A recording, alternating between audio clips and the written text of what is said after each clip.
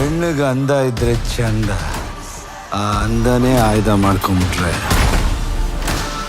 ಹೆಂಗೆ ಕಂದ. ವಲ್ಗರ್ ಸೀನ್ಸ್ಗಳು ಜಾಸ್ತಿ ಇದ್ದಾವೆ. ರಾಯನ ಆರ ಬಹಳಷ್ಟು ಜನಕ್ಕೆ ಇಷ್ಟ ಆಗೇ ಆಗುತ್ತೆ ಈ ಸಿನಿಮಾ ನೋಡಿದ್ರೆ. ಲಾಸ್ಟ್ ತನಕ ನಿಮಗೆ ಟ್ವಿಸ್ಟ್ ಮೇಲೆ ಟ್ವಿಸ್ಟ್ ಸಿಗ್ತಾ ಇರುತ್ತೆ. Nayanthara female version of Yash as a women ನನಗೇನು ಅನಿಸ್ತು ಅಂತ ಹೇಳಿದ್ರೆ, ಈ ಒಂದು ಸಿನಿಮಾ ಏನಿದೆ ನೆಗೆಟಿವ್ ಶೇಡ್ಸ್ಗಳಿಂದನೇ ಅದನ್ನು ಅಚ್ಚುಕಟ್ಟಾಗಿ ತೋರಿಸಿದ್ದಾರೆ. Fairy tale for grown ups ಅಂತಲೇ ಹೇಳ್ಬೋದು. ಆತ್ಮೀಯ ಕಾಳ ಪಿಕ್ಚರ್ ವೀಕ್ಷಕರಿಗೆ ನಮಸ್ಕಾರ, ನಾನು Harshitha. Toxic world wide release ಆಗುತ್ತೆ. ಬಹಳಷ್ಟು ಬ್ಯೂಟಿಫುಲ್ ಆಗಿರುವಂಥ ರೆಸ್ಪಾನ್ಸ್ ಸಿಗ್ತಾ ಇದೆ. ಆದರೆ ನಾನು ಒಂದು ಹೆಣ್ಣು ಮಗುವಾಗಿ ಈ ಒಂದು ಸಿನಿಮಾನ ಯಾವ ರೀತಿ ನೋಡಿದೆ, ಯಾವ ರೀತಿ ನನಗೆ ಅರ್ಥ ಆಯಿತು ಅಂತ ನಾನು ನೋಡ್ತಾ ಹೋದಾಗ, ಮುದ್ದದಾಗಿ ಬಹಳಷ್ಟು ಜನ ಹೇಳಿದರು ಈ ಒಂದು ಸಿನಿಮಾದಲ್ಲಿ ವಲ್ಗರ್ ಸೀನ್ಸ್ಗಳು ಜಾಸ್ತಿ ಇದ್ದಾವೆ, ಅನ್ಕಂಫರ್ಟೇಬಲ್ ಫೀಲ್ ಆಗುತ್ತೆ ಅಂತ. ಬಟ್ ನೀವು ನಂಬ್ತಿರೋ ಬಿಡ್ತಿರೋ, ನಾನು ಬೆಳಿಗ್ಗೆ ಫಸ್ಟ್ ಶೋ ನೋಡಿರುವಂಥದ್ದು.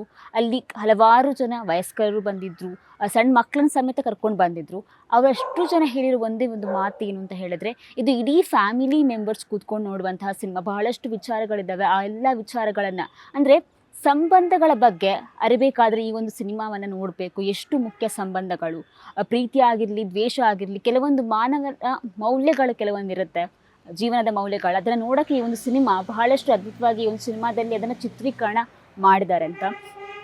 ಇದನ್ನು ಬಿಟ್ಟು ಸಿನಿಮಾ ರಿಲೀಸ್ ಆಗೋಕ್ಕಿಂತ ಮುಂಚೆನೇ ಬಹಳಷ್ಟು ವಿವಾದಗಳಾದವು.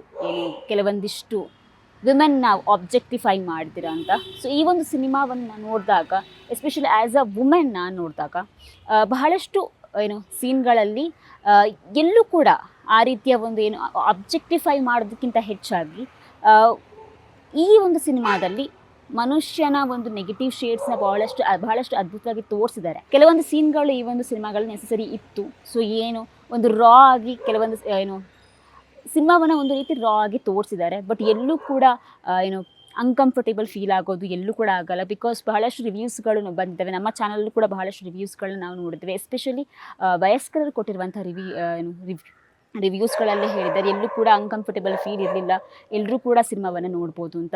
ಅದನ್ನು ಬಿಟ್ಟು ಸಿನಿಮಾದ ಬಗ್ಗೆ ನಾವು ನೋಡ್ತಾ ಹೋದರೆ, ಯಶ್ ಅವ್ರನ್ನ ಯಾಕೆ ಯಶ್ ಅಂತ ಕರೀತಾರೆ ಅಂತ ಹೇಳಿದ್ರೆ, ಈ ಒಂದು ಸಿನಿಮಾವನ್ನು ನಾವು ನೋಡಲೇಬೇಕು. ಮೊದಲನೇದಾಗಿ 2 ಪಾತ್ರ, ರಾಯ, ಟಾಕ್ಸಿಕ್. ರಾಯನ ಒಂದು ಯೋಚನೆಗಳೇ ಬೇರೆ, ರಾಯನ ವರ್ತಿಸುವ ರೀತಿಯೇ ಬೇರೆ, ಟಿಕೆಟ್ ವರ್ತಿಸುವ ರೀತಿಯೇ ಬೇರೆ.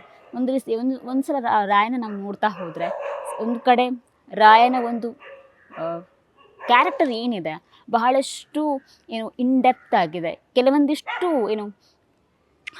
ರಾಯ ಯಾವ ರೀತಿಯ ಪಾತ್ರ ಅಂತ ಹೇಳಿದ್ರೆ, ಬಹಳಷ್ಟು ಎಕ್ಸ್ಪ್ರೆಸಿವ್ ಅಲ್ಲದಂಥ ಒಂದು ಪಾತ್ರ. ಬಟ್ ಬಹಳಷ್ಟು ಎಕ್ಸ್ಪ್ರೆಸಿವ್ ಅಲ್ಲದಕ್ಕಿಂತ ಹೆಚ್ಚಾಗಿ ಅವರ ಆ ಒಂದು ಕ್ಯಾರೆಕ್ಟರ್ ಏನು ಅಂತ ಹೇಳಿದ್ರೆ, ಅದರ ಎಲ್ಲ ಒಂದು ಎಮೋಷನ್ಸನ್ನು ಅಗ್ರೆಸಿವ್ ಆಗಿ ತೋರಿಸುವ ಒಂದು ಪಾತ್ರ ಅಂತಲೇ ಹೇಳ್ಬೋದು.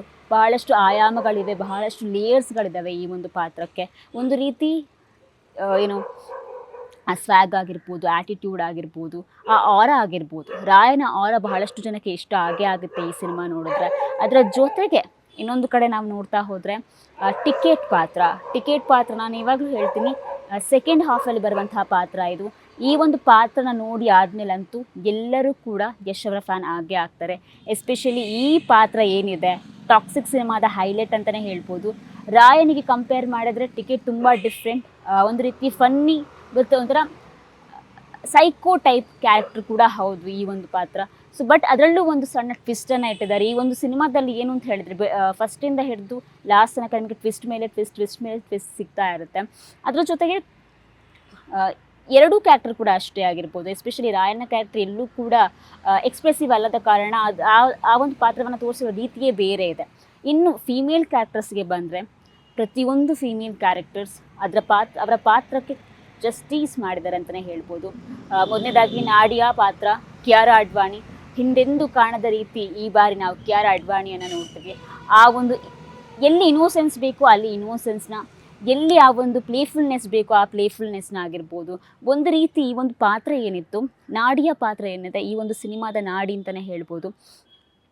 ಅವರ ಎಮೋಷನ್ಸ್ ಆಗಿರ್ಬೋದು. ಫಾರ್ ದ ಫಸ್ಟ್ ಟೈಮ್ ನಾನು ಕಿಯಾರಾ ಅವ್ರನ್ನ ಬಹಳಷ್ಟು ಸಿನಿಮಾಗಳಲ್ಲಿ ನೋಡಿದ್ದೇನೆ. So for the first time ನನಗನ್ನಿಸ್ತು ಕಿಯಾರಾ ಅವರು ಒಂದು ಪಾತ್ರ ಏನಿದೆ, ಈ ಒಂದು ಪಾತ್ರ ಏನಿದೆ ಅವರ ಕೆರಿಯರ್ ಲೈಫಲ್ಲೇ ಒಂದು ಅವರ ಸಿನಿಮಾ ಕೆರಿಯರಲ್ಲಿ ಒಂದು ಬಿಗ್ಗೆಸ್ಟ್ ಬ್ರೇಕ್ ಕೊಡುತ್ತೆ ಅಂತಹ ಒಂದು ಪಾತ್ರ. ಎಲ್ಲ ರೀತಿಯ ಎಮೋಷನ್ಸ್ನ ಒಳಗೊಂಡಿದ್ದಂತಹ ಪಾತ್ರ. ಅಲ್ಲಿ ಕೆಲವೊಂದು ಸೀನ್ಸ್ಗಳಂತೂ ಅವರ ಎಂಟ್ರಿ ಸೀನೇ ಅಲ್ಲೇ ಅವರು ಏನು ಜನರ ಮನಸ್ಸಿಗೆ ಗೆದ್ರು ಅಂತಲೇ ಹೇಳ್ಬೋದು. ಆ ಎಲಿಗೆನ್ಸ್ ಆಗಿರ್ಬೋದು, ಆ ಒಂದು ಸರ್ಕಸ್ಸಲ್ಲಿ ಅವರ ಒಂದು ಕೆಲವೊಂದು ಸನ್ನಿವೇಶಗಳಾಗಿರ್ಬೋದು ಬಹಳಷ್ಟು ಅದ್ಭುತವಾಗಿ ಮೂಡಿ ಬಂದಿದೆ. ಅದರ ಜೊತೆಗೆ ತಾರಾ ಸುತಾರಿಯಾ ಅವರು ಕೂಡ ಮುಂಚೆ ಮಾಡಿರದ ಒಂದು ರೀತಿಯ ಪಾತ್ರದಲ್ಲಿ ಇಲ್ಲಿ ಕಾಣಿಸ್ಕೊಳ್ತಾ ಇದ್ದಾರೆ. ತುಂಬ ಸ್ಟೈಲಿಶ್ ಆಗಿರ್ಬೋದು. ಅವರ ಒಂದು ಪಾತ್ರ ಕೂಡ ಅಷ್ಟೇ ಇಂಪ್ಯಾಕ್ಟ್ಫುಲ್ಲಾಗಿ ಕಾಣಿಸ್ಕೊಳ್ಳುತ್ತೆ. ಅದರ ಜೊತೆಗೆ ಹುಮಾ ಕುರೇಶಿ ಅವರು ನಾವು ಬೇರೆ ಬೇರೆ ರೀತಿಯ ಪಾತ್ರಗಳಲ್ಲಿ ನೋಡ್ತೇವೆ. ಎಸ್ಪೆಷಲಿ ಅವರ ಒಂದು ಪಾತ್ರಗಳು ಏನಿರುತ್ತೆ ಅಂತ ಹೇಳಿದರೆ, ನಾರ್ಮಲಿ ಅವರು ಫೀಮೇಲ್ ಲೀಡ್ ಅವ್ರನ್ನ ಹೆಚ್ಚಾಗಿ ಕಾಣ್ತೇವೆ.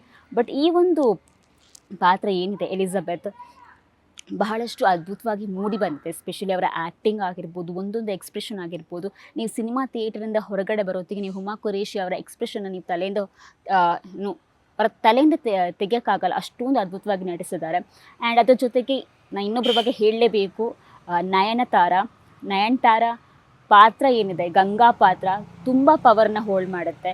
ಎಸ್ಪೆಷಲಿ ರಾಯ ಮತ್ತು ಗಂಗನ ಕಾಂಬಿನೇಷನ್ ಏನಿದೆ, ನಿಮಗೆ ಆಲ್ರೆಡಿ ಗೊತ್ತಿದೆ ಈ ಒಂದು ಸಿನಿಮಾದಲ್ಲಿ ರಾಯನ ಅಕ್ಕನ ಪಾತ್ರವನ್ನು ನಯನ್ತಾರಾ ಅವರು ನಿಭಾಯಿಸ್ತಾ ಇದ್ದಾರೆ ಅಂತ.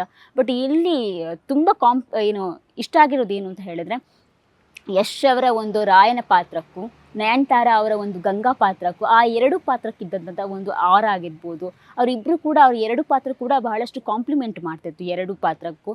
ಅದ್ರ ಜೊತೆಗೆ ಒಂದು ರೀತಿ ನಯನ್ತಾರಾ ಫೀಮೇಲ್ ವರ್ಷನ್ ಆಫ್ ಯಶ್ ಅನ್ನೋ ರೀತಿ ಕಾಣ್ತಾ ಇತ್ತು. ಅವರ ಎಂಟ್ರಿ ಸೀನ್ ಕೂಡ ಬಹಳಷ್ಟು ಅದ್ಭುತವಾಗಿ ಮೂಡಿ ಬಂದಿತ್ತು. ಬಹುಶಃ ಅದಕ್ಕೆ ಅವ್ರನ್ನ ಲೇಡಿ ಸೂಪರ್ ಸ್ಟಾರ್ ಅಂತ ಕರೀತಾರೆ. ಆ ಒಂದು ಎಮೋಷನ್ಸ್ ಆಗಿರ್ಬೋದು. ನನಗೆ ಈ ಒಂದು ಸಿನಿಮಾದಲ್ಲಿ ತುಂಬ ಇಷ್ಟ ಆಗಿರೋದು ಫ್ಯಾಕ್ಟರ್ ಏನು ಅಂತ ಹೇಳಿದರೆ, ತುಂಬ ಡೀಪ್ ಇಮೋಷನ್ಸನ್ನು ತುಂಬ ಒಳ್ಳೆಯ ರೀತಿ ಅರ್ಥ ಆಗೋ ರೀತಿ ಪ್ರೊಜೆಕ್ಟ್ ಮಾಡೋಕ್ಕೆ ಪ್ರಯತ್ನ ಪಟ್ಟಿದ್ದು, ಅದರಲ್ಲಿ ಸಕ್ಸಸ್ಫುಲ್ ಕೂಡ ಆಗಿದ್ದಾರೆ. ಬಟ್ ಇದೆಲ್ಲದಕ್ಕಿಂತ ಹೆಚ್ಚಾಗಿ ಸೆಕೆಂಡ್ ಹಾಫಲ್ಲಿ ಕ್ಲೈಮ್ಯಾಕ್ಸನ್ನು ನೀವು ನೋಡಲೇಬೇಕು. ಬಹಳಷ್ಟು ನಾವು ಅಂದ್ಕೊಂಡಿರುವ ರೀತಿ ಈ ಸಿನಿಮಾ ಇಲ್ಲವೇ ಇಲ್ಲ. ಬಹಳಷ್ಟು ಜನ ಬಹಳಷ್ಟು ಊಹೆಯನ್ನು ಮಾಡಿಕೊಂಡ್ರು, ಈ ಸಿನಿಮಾ ಈ ರೀತಿ ಇರ್ಬೋದು ಅಂತ. But at the end of the day ಈ ಒಂದು ಸಿನಿಮಾದಲ್ಲಿ ಮಾನ್ಸ್ಟರ್ ಮೈಂಡ್ ಇರೋದು ಯಶ್ ಅವ್ರದ್ದು. ಸೊ ಈ ಒಂದು ಸಿನಿಮಾದ ಸ್ಕ್ರಿಪ್ಟ್ ರೈಟಿಂಗ್ ಆಗಿರ್ಬೋದು ಬಹಳಷ್ಟು ಅದ್ಭುತವಾಗಿ ಮೂಡಿ ಬಂದಿದೆ. ಎಸ್ಪೆಷಲಿ ಅದೆಲ್ಲದಕ್ಕಿಂತ ಹೆಚ್ಚಾಗಿ ಈ ಒಂದು ಸಿನಿಮಾದ ಪ್ಲಸ್ ಪಾಯಿಂಟ್ ಅಂತ ಹೇಳಿದ್ರೆ, ಸಂಭಾಷಣೆ ತುಂಬ ಅದ್ಭುತವಾಗಿ ಮೂಡಿ ಬಂದಿದೆ.